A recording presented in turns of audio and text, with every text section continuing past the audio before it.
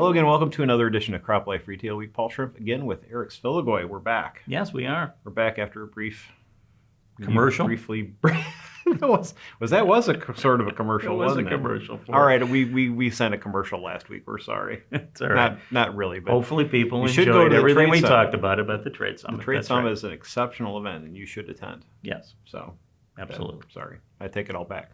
So, I was in Washington, D.C. for a meeting of the Coalition to Advance Precision Agriculture, which is interesting. It's like a gathering of D.C. groups, the ag groups that are based in D.C., your National Corn Growers, CropLife America, and Ag Retailers Association, and all those folks that we know real well. But we had a visitor coming from USDA, talked a little bit about the rural broadband program, and that's really kicking into gear.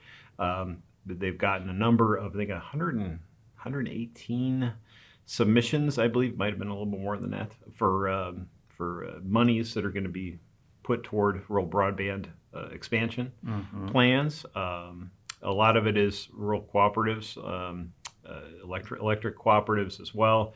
They're just trying to fund projects that get more rural broadband out there. Possibly get more examples of how it can work, or how it should work.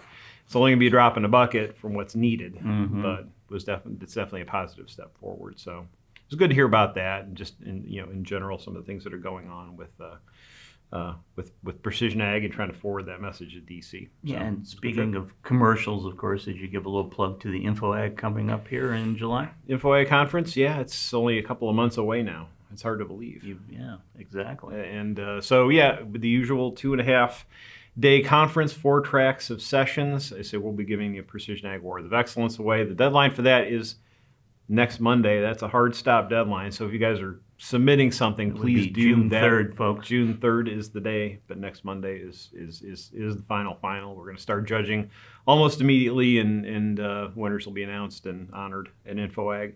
The Precision Ag Luncheon, Thomas Fry, futurist, is going to be the speaker on the docket that we bring to the table. As far as the luncheon, of course, we've got the booths and the Precision Ag Professional Tech Center. So it's a terrific place to get together with other folks that are working on technology and research and learning more. So it'll be good. All right. That's July 24 to 26. I don't think I 20 mentioned the dates. 23 to 25. I believe 23 to 25. So you know more about it than I do. Well, I looked at the calendar. I'm sorry. Calendars are functional. Well, speaking of calendars, Paul. Oh my God! I segued. Segued, yes, very nice. I know here in Ohio, in our area, in the last couple of days, we've had about 2 inches of rain come down, and apparently that is being the norm across much of the Midwest this spring, which, of course, Paul, as we've been talking about, has delayed planting terribly across many states. I know I had a friend on Facebook send me a note saying that in Illinois, at this date in 2018, 98% of the row crop was in the ground in Illinois, and as of today, in 2019, the state's at 35%.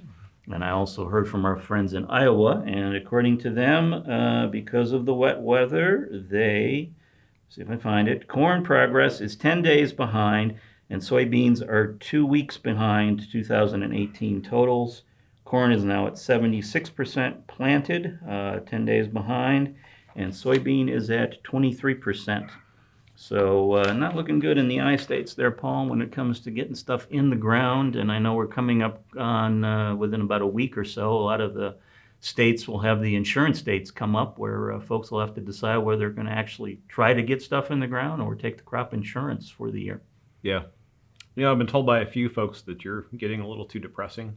You're saying, one guy told me, Eric sends me to the liquor store every time I hear him talking about the planting dates. Oh, okay. So not good. But hey, it is bad. It's tough out there. I think I talked to Gene Payne in Illinois last week. Said they really need, with so much drainage that they had, they need 4 or 5 days clear, and they can get everything done pretty much. So it could.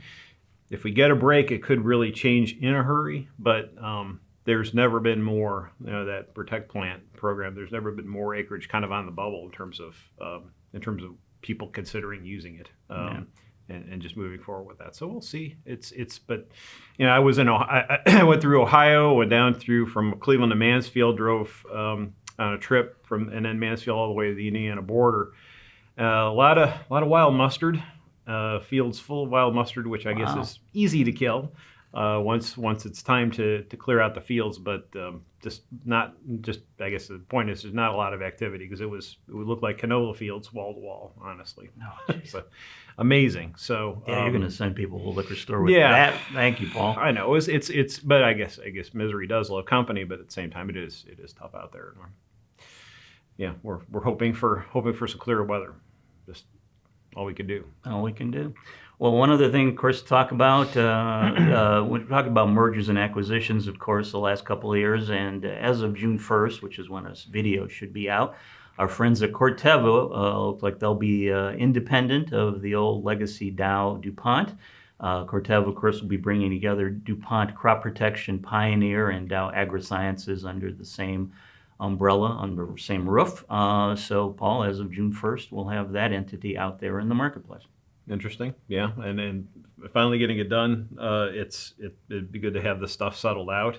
I know that there's some folks, and segue to you again, that aren't necessarily thrilled about all this consolidation. Including frankly some farmers who want to make sure that we're getting the benefit from all this and not just finding a new way to put the screws to the farmer, so to speak. But yes, as you brought that up, of course, we found out this week that a couple of Democratic senators, Cory Booker of New Jersey and John Tester of Montana, have introduced a bill that would immediately stop acquisitions and mergers in the food and agricultural sectors.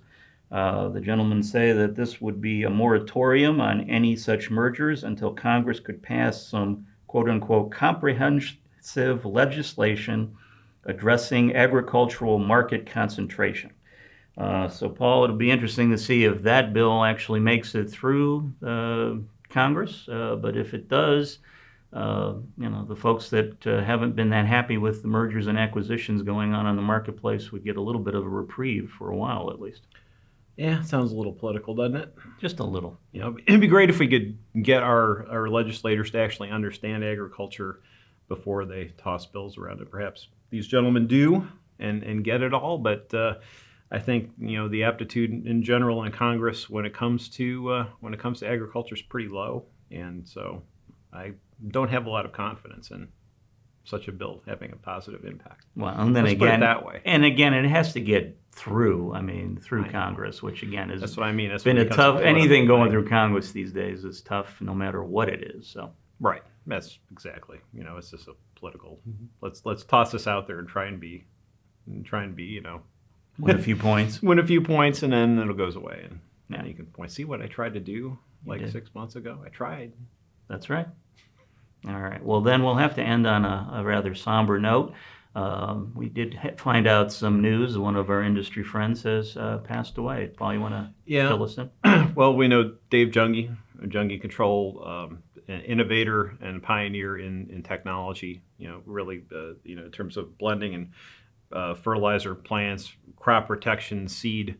It comes to metering and control and accuracy. The guy was, he's a farmer and an engineer, which is a magic combination too for innovation, where you can actually understand the problem and then do something about it on the back end with your engineering know-how. And he applied himself to his craft and has made as much an impact, I think, on precision application of precision measuring and metering as anyone in the industry, and passed the pancreatic cancer a week ago at 62, which is shamefully way too young, unfortunately. But we had some nice words from Gene Payne about both his sense of humor and his being in his personableness, and he had a way of disarming people and making people feel welcome and just a great guy. I was one of my first visits back in, I think, 2001, 2002 was the Cartersville elevator, which is now owned by Helena in Iowa, and talking to Steve Weiner about some of the things that some of the methods that Dave would employ, and he told a story about how Dave basically came in as he hired him to do this, and had Steve just go about his business. He sat in a corner with a 6-pack and some munchies, and just watched him for like 2 hours, took notes in a notebook, and then he went away, came back a few weeks later with machinery that basically mimicked everything that Steve did. The timing, from the time it took maybe from touching this button over here to coming over here, it was like 2 to 3 seconds, and at 2 to 3 seconds elapsed, it was up on the screen, and things just moved exactly the way that Steve wanted it to, and it was really impressive. But that was just Dave. He was, like I said, a farmer, an engineer, and he did a lot of amazing things for ag. And I know I was in the Mid-America CropLife Association for the last dozen years or so, and Dave was a fixture in those meetings and at the golf tournament. So our hearts go out to the whole Junge family, Mary, his wife, and down the kids. So we'll miss Dave. Absolutely. Well, that's it for this edition of CropLife Retail Week. Appreciate you joining us, and we'll see you next week. If you have questions or comments about today's episode of Retail Week, contact us by email or Twitter, or type your message in the comment section below. Your feedback is important to us. We'll try our best to address your thoughts in next week's episode. And be sure to subscribe to our YouTube channel.